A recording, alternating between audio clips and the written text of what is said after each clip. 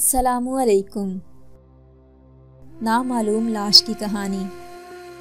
جب کوئی آدمی نیشنل ہیرو کہلاتا ہے تو اس لفظ میں اس کی زندگی کے گہرے راز چھپے ہوتے ہیں۔ اس کے زمین سے آسمان کا سفر جو نہ جانے کتنے درد کو اپنے اندر سمیٹے ہوتا ہے، جو صرف وہی جانتا ہے جس پر گزری ہوتی ہے، کیونکہ اس کو ایک الگ مقصد دے کر اللہ تعالیٰ دنیا سے الگ کر دیتا ہے۔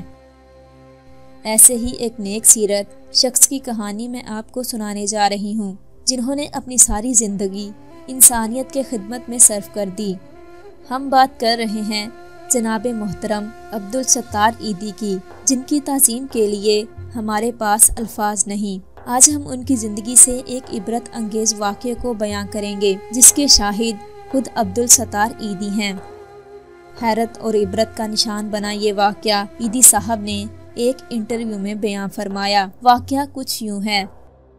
ایک چینل کو انٹرویو دینے کے دوران میزبان نے عیدی صاحب سے سوال کیا، کہنے لگا، حضرت آپ نے اپنی زندگی میں کئی دردناک صورتحال دیکھی ہے، کئی لاوارث لاشوں کو اپنے ہاتھوں سے غسل دیا، انہیں دفنایا، کیا کوئی ایک ایسا واقعہ یا کوئی ایک ایسا شخص ان میں سے گزرا کہ جس کے چہرے کو آپ کبھی بھلا نہیں پائیں، یا اس کے ساتھ کوئی ایسا واقعہ ہو گیا ہو جو آج تک آپ کو یاد ہے؟ سوال سنتے ہی عیدی صاحب نے کچھ لمحے کے لیے آنکھیں بند کر لیں، سوچنے کے بعد جواب دیا، ہاں ایک بار ایسا ہوا جو مجھے آج بھی جب یاد آ جائے تو دکھی کر دیتا ہے۔ عیدی صاحب نے واقعہ بیان کرنا شروع کیا۔ وہ کہنے لگے، ایک بار ہمیں اطلاع ملی کہ ایک نامعلوم لاش ہے جو کہ 1000 کے رقبے پر محیط کوٹھی کے باہر پڑی ہے۔ ہم وہاں پہنچے، وہ ایک بوڑھے آدمی کی لاش تھی، لیکن ایک چیز نے مجھے حیران کر دیا۔ اسے دیکھ کر یوں لگتا تھا جیسے وہ آدمی مرنے کے لیے تیار ہوا ہو، نہایا دھویا بدن، عمدہ پوشاک کا لباس پہنے، سر میں تیل لگائے، بالوں کو اچھی طرح کنگھی کیے، بال بھی کٹوائے ہوئے، نہایت عمدہ خط بھی بنایا ہوا۔ اب اس میں ایک عجیب بات یہ تھی کہ اس لاش کا قتل نہیں ہوا تھا، کسی قسم کا کوئی داغ یا نشان اس کے جسم پر یا لباس پر موجود نہیں تھا، چہرہ بھی بہت مطمئن تھا۔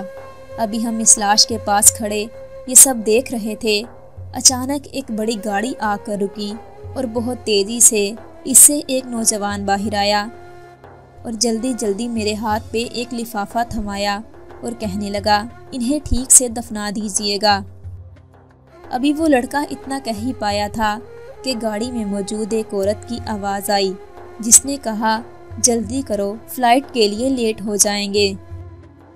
یہ کہہ کر عیدی صاحب کچھ دیر کے لیے خاموش ہو گئے اور کہنے لگے، میں یہ تو نہیں جانتا کہ وہ گاڑی میں موجود عورت کون تھی، لیکن ہاں وہ لڑکا جو لفافہ دینے آیا تھا وہ اس بوڑھے باپ کا بیٹا تھا۔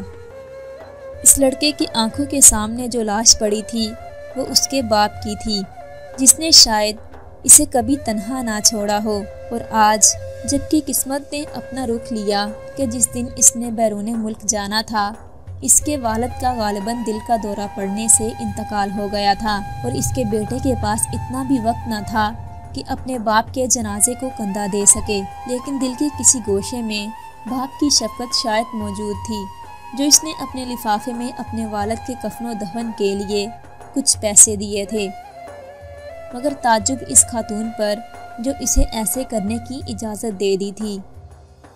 کیسا پتھر دل تھا ان دنیا پرست لوگوں کا۔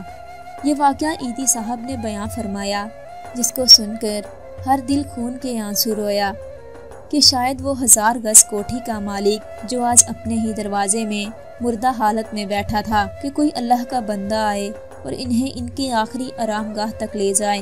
دنیا کتنی بے حس ہے، کتنی خود غرض اور مطلب پرست ہو چکی ہے، جہاں کا بس ایک ہی اصول ہے، آدمی ختم تو کام ختم، مطلب ختم تو رابطہ ختم۔